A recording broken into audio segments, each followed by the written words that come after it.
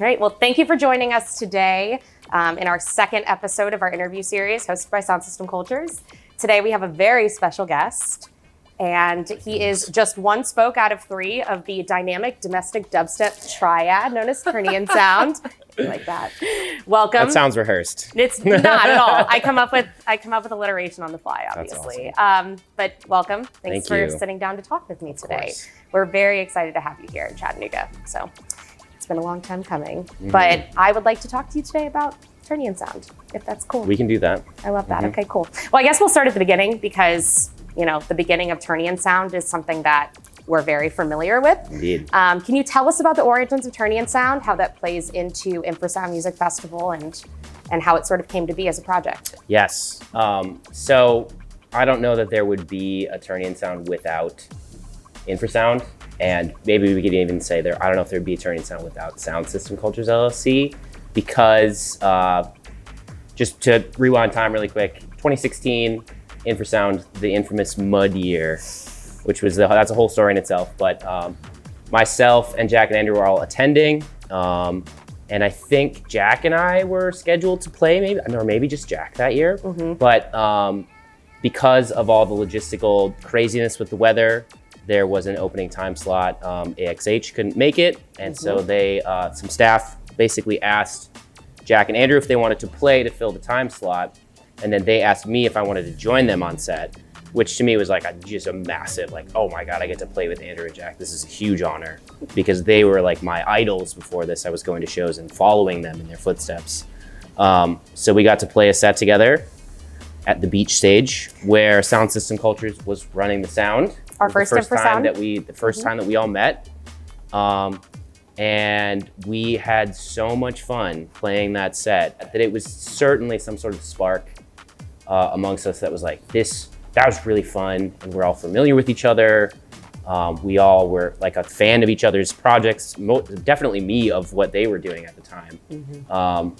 And so then after that, we started having conversations about like, do we want to try and do that again, first of all, like play another set together, or do we want to start trying to write a thing?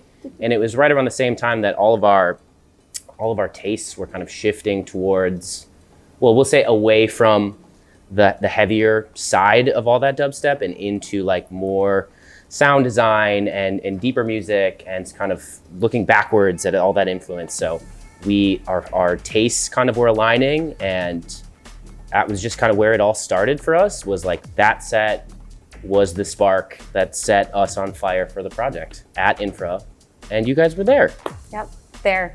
Our first year working Infrasound too. That was your first year. That's awesome. The same place that inspired Philip to buy some Function Ones. So it's an influential festival. It's hard to really capture like everything that is important about Infrasound, especially like how people are influenced by that festival, the different types of sounds that are brought there and highlighted there.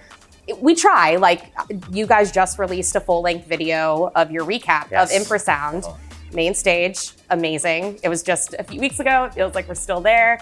But it's really hard to capture that. And I feel like posting a full set kind of, it gets some of the work done. Yeah. And I know a lot of artists stray away from that. They don't want their live sets on the internet. They don't want, you know, their unreleased tunes being heard out from people. So why do you guys choose to release, you know, an entire set, arguably one of your most coveted sets of the year because it's Infrasound? You know, what makes you guys want to release that in full? Great question. We've talked about this a bunch, and like, you know, read some stuff on Twitter that other people were posting about, you know, having opposite opinions, or like, you know, our friend Tyler Yeti, who loves to be like, shout out, let's Yeti. all just talk about this, and in an open platform, which is great. Yes. We choose to post sets like that and mixes on SoundCloud and encourage people to take videos and post them, because it's what we're not trying to do is gatekeep, and we're not trying to like, you know, this isn't just for us, and it's already like, you're at a show, why not share this with people? And it just kind of, it's really fun personally to be able to go back and relive all of that for us, and especially with how great all the technology is with people's phones now, is like, you can, I mean, people send us all kinds of really high quality footage that we are now actually using in our live recaps, which is another, like, I think if I was a fan and someone that I was watching used my footage, I would be really excited about that. So it's just trying to be as open a community as possible, and just the more transparency with the project that we can provide, whether that's how we talk to people or how we post things or what we allow people to post, that's great. So just more of that in every aspect. So on the note about community, myself, I think it's really amazing what the three of you are cultivating with the community. It's inspiring because you don't just use like basic social media channels. You guys use Patreon, you have a Discord. You have this, I don't know, this really amazing community that just wants to interact and be friends with each other.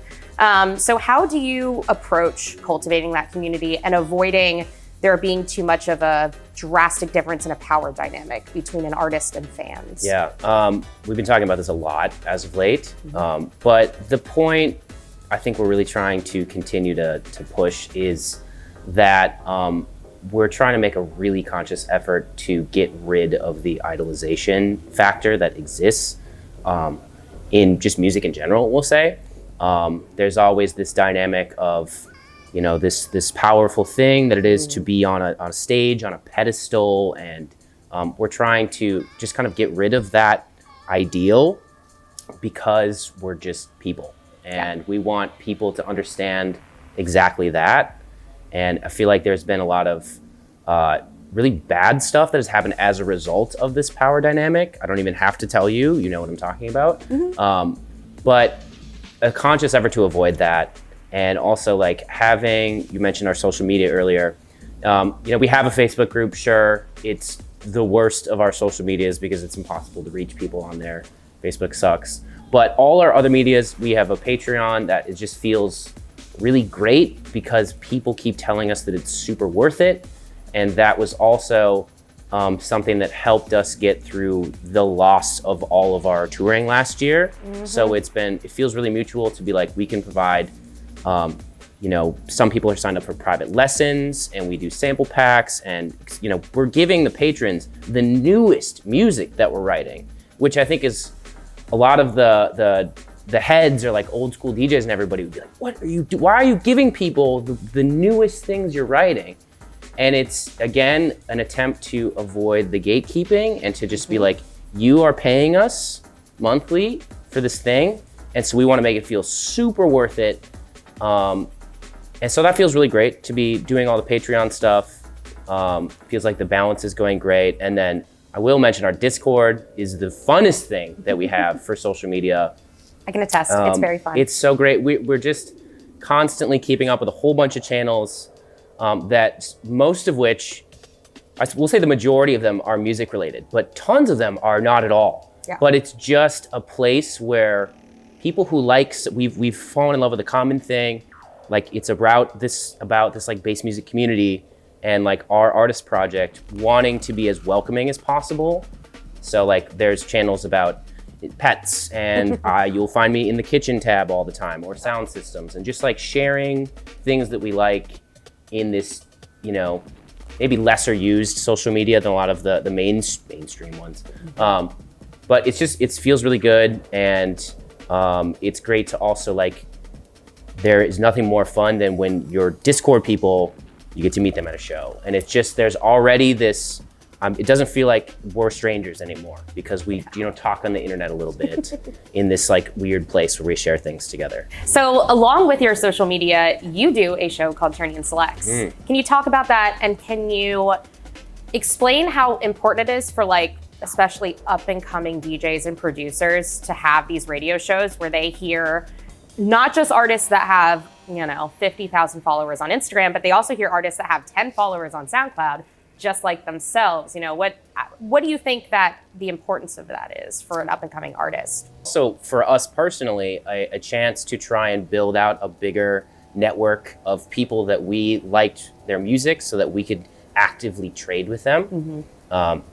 And that's been a big part of like, you know, growing as a DJ, is being trusted enough with people individually to where they're going to hand you like dubs and tunes. Art. And it was like, well, right there, it's very personal and it's really sensitive. So it was I'm very proud of all of that we've done.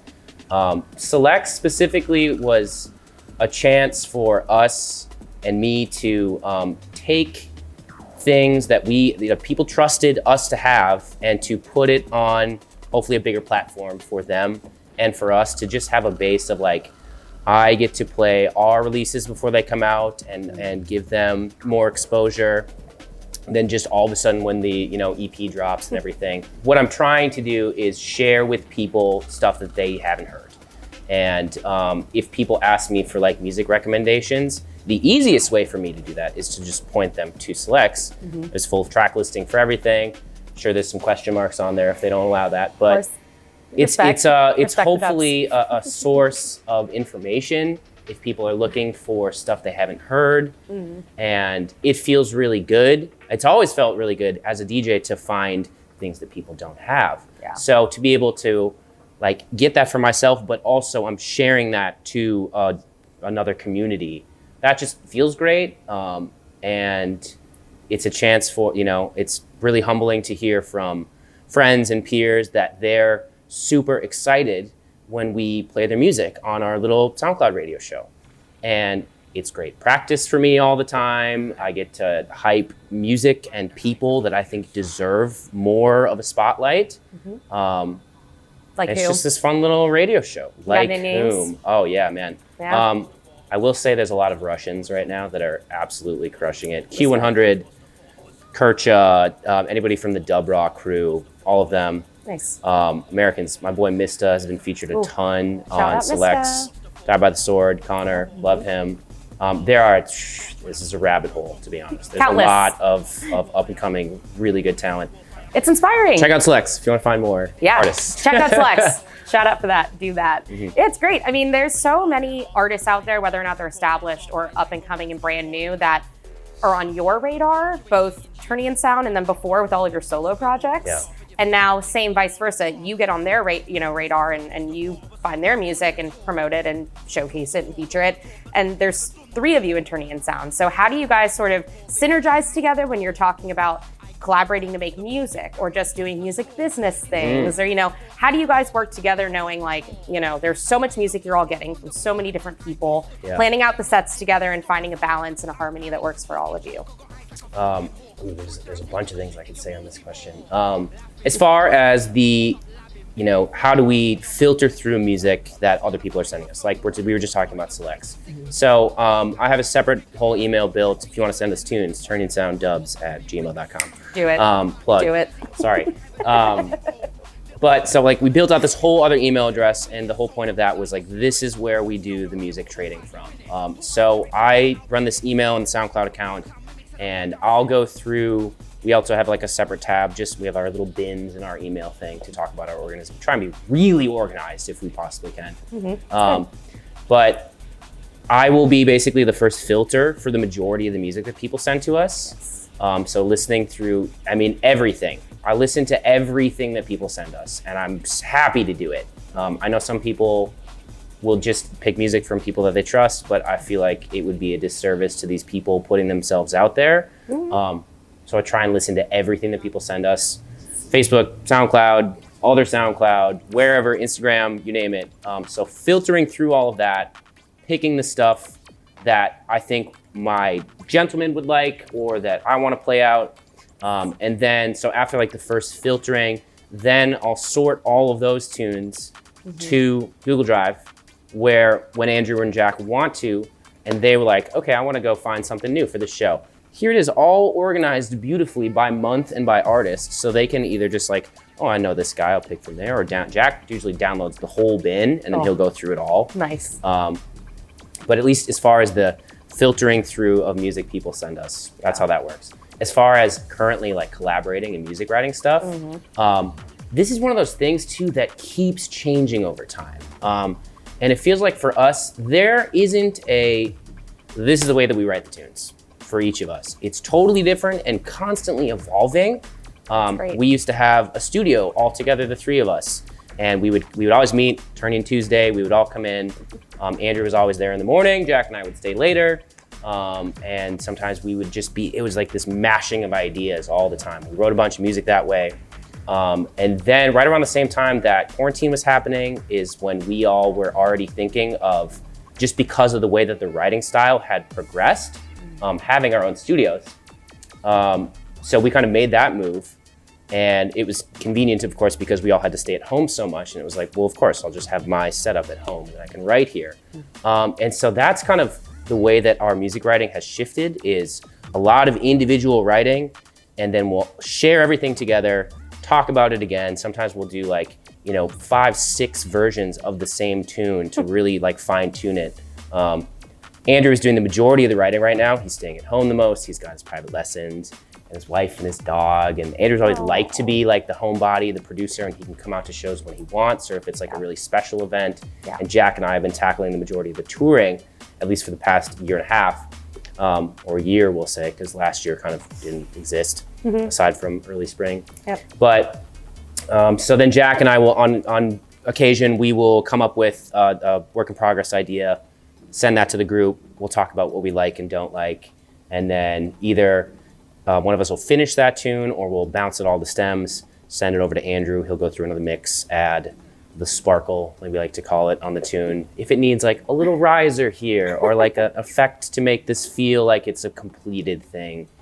And then we'll master it. And that's the writing process currently, for the most part. The other thing you had asked, because this was, I told you I had a lot to say on this question, was, which means it's a great question, was you asked about like organization and filtering through of like ideas and how do we pass that along. We talk to each other and leave voice messages on WhatsApp every day. And it's anywhere from a 10-second like, hey, do you want to go get a beer? Or anything from like, we are talking about in-depth ideology of what we're doing and why and where and just all the facets of it. And it feels like the more that we keep together, like stepping out and looking at the big picture and trying to be as intentional as possible, then that just helps the whole project kind of continue to move in the same direction. So try and be super organized and just talk all the time about why. Yeah, that intention is really important. It speaks through everything you do. I don't think it's any secret to anybody that the three of you are very outspoken. You do not hesitate at the opportunity to speak your mind, whether that's individually about things that affect you or are on your mind personally, but also professionally when you see things, at events that you might not agree with, or if you just have an opinion about something you're not afraid to share. Why is that important? You have artists like Joe Nice who are very vocal about political perspectives, have really critically important insight, especially in the realm of bass music and dubstep. People like y'all are inspiring conversations that a lot of people don't want to have. So why is that important as not just somebody with a platform, but somebody in the, I guess, quote unquote, underground bass community? Sure. Why is that important? Why should we be having these conversations? Because we want people to know that we're real and we're people. And it's just, taking Joe, for example, Joe is one of the most inspirational people I've ever met in my entire life. He's the most traveled person I've ever met. And I think his perspective on music and politics and life is just a beautiful Sunday. It's so refreshing to meet somebody who is so respectful and caring. And also, Joe kind of knows all the time, like, what is the most important thing right now. In fact, even the other day when I was telling him I was having a stressful day, was like too much in my head about maybe I was feeling tired from playing a lot and my at-home responsibilities and everything. And Joe's words of wisdom were like, focus on what is the most important thing right now. So Joe, for example, he's been the most politically outspoken DJ personality that I've ever seen, because that's what's the most important thing in his mind to him at the moment. So continuing to be outspoken and to be honest with fans and everybody, we just want to be transparent, because it's important to the ideals of the project to be human and to, try and just build a community of like-minded people that take care of each other and can protect each other. And it's like, trying to build a beautiful community, I guess. And it feels like you can't really do that if you're not intentionally trying to speak your truth and how you really feel. I can understand there are times when people want to gloss over details that might be uncomfortable. But it feels like it would be much more beneficial to them and to everyone to just say it like it is. Just tell them what happened. Tell them you had a bad time if you had a bad time. Or if it was great, then it was great. Because that sort of honesty is only going to help everyone in general. Yeah, you can't really cultivate a community of respect if you lie to your fans, or Right. more so if you just sugarcoat things too much when they don't need to be sugarcoated. So last question. Mm-hmm. It's been great. Go on forever. The last Same, question. always. So, sort of inspired by what you just said, we, are part of this greater community.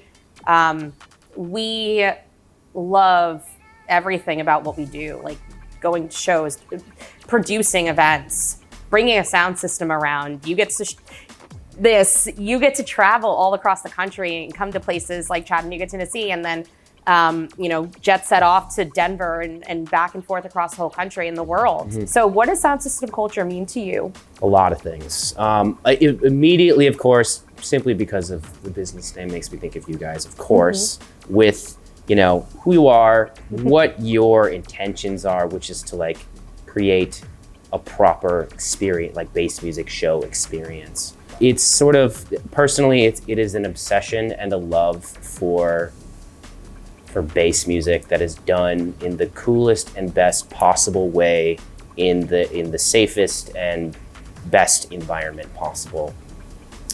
It is hugely humbling to be able to do this, especially after everything that has happened, even in the last year. So we're just so thankful to be able to go and play all over and get to hear. It's almost a blessing and a curse that we have now experienced some amazing high fidelity sound that is just life changing. And it's setting a standard for like when we have the opportunity to curate our own things, we want to make it as good as, if not better than, those experiences that we had.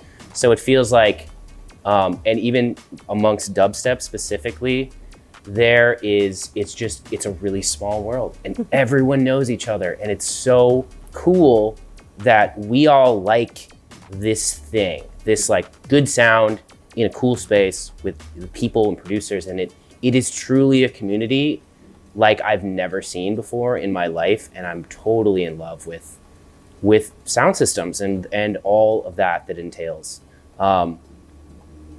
It's just the funnest thing ever. And you start, picking your favorites, the Functions and the Hennessy's and Peak, and just like falling in love with not just like a brand name, but the people who are behind all of it too. It's felt like home being here with you guys again because of all of this history that we have together, even as like a sound system company and an artist group. So it means a lot, and I'm super thankful that we get to go do this. With like it being such a small world of like, bass music and everyone knows each other, I can't believe there's parts of this that I really wanted to happen. Like I've always wanted to gain the respect of the people that I loved the most amongst the music, right? It wasn't about like playing the biggest thing or making $1 million. It was about maybe I could talk to this person someday or be their friend, or if they liked something that I made, I could just die and go to heaven right then. But that whole community, and then being able to become close with these people, I can't believe that I can talk to Kurza and Lucas Finest and Joe Nice and all these people that were literally idols to me for a long time. It is the most connected community I've ever felt before, and it's the best. Yeah, they say don't meet your heroes, but I find that anytime I meet a hero of mine that I grew up listening to their music or something, and then we do sound for them or we meet them at a gig, and more often than not, far more often than not, they're an amazing person. One of the best people I've ever met. Yeah. It's very a like-minded crowd of people that do the things we do and like the weird beeps and boops that we like. For real. So the strange noises and all deep that sine waves, and it just is the most attractive thing. So it is. Do you have any final thoughts that you'd like to leave us on about anything? I'm so excited for tonight. I think we're probably going to sell out, which I'm super happy for you guys too, that we could do this together. I just feel full of love right now, and I'm really thankful. Thanks for this opportunity as well to talk about more stuff. I feel like everyone should be doing more conversations about, you know, bigger picture things. Why do you do the things you do? So that people can understand the art better. You know? Yeah. Yeah. Well, I'm humbled that you wanted to talk to me and do all of this, and we're very excited to have you here. There will be more talking. Excellent. Well, thank you so much. I love you. Love you too.